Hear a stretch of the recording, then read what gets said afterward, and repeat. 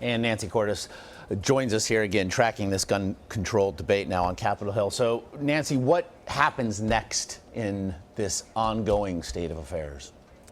Well, Democrats seem to believe that they have gotten assurances from Republicans who control the Senate and therefore the Senate floor that they will get votes on these two key measures. One, to make sure that terrorists can't get access to guns, and two, to close some glaring loopholes in background check legislation. So those votes could happen sometime this week, sometime next week.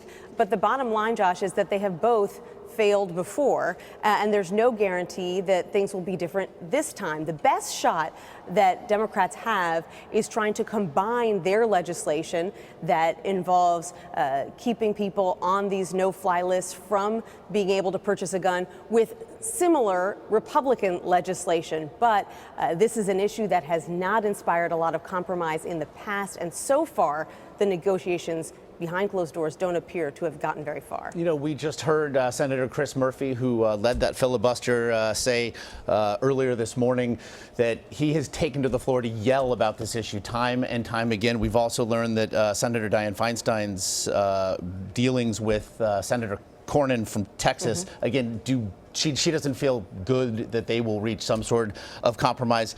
It didn't happen after Sandy Hook. It didn't happen after San Bernardino. Is there anything that lawmakers are trying to do differently than this time?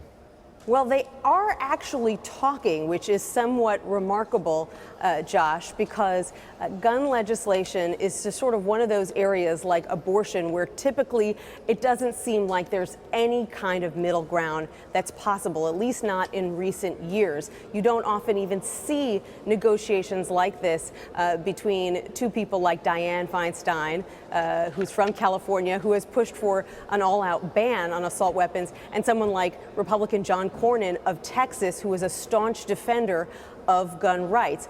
So the fact that they're talking at all is progress. The fact that the NRA has come out and said that it also wants to keep guns out of the hands of would-be terrorists. The fact that Donald Trump is out there saying he's open to it. The fact that a few Republicans who haven't been supportive of this in the past are now going public and saying that something really needs to be done. These are all good signs that compromise could happen. But there's a huge sticking point, which is that Republicans argue, you know, people can end up on these lists, hundreds of thousands of people who don't necessarily have any terrorist intentions. They could have gotten caught up accidentally, and they say that law-abiding Americans shouldn't be blocked in any way from their Second Amendment rights. So they want to build in to this legislation some kind of due process, some way for the courts to determine whether the person was put on this list unfairly and actually should have access to a gun.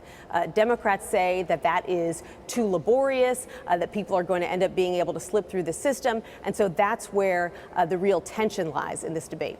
Arguments on both sides we have certainly heard before. Nancy Cordes there in Washington, thanks. Sure thing.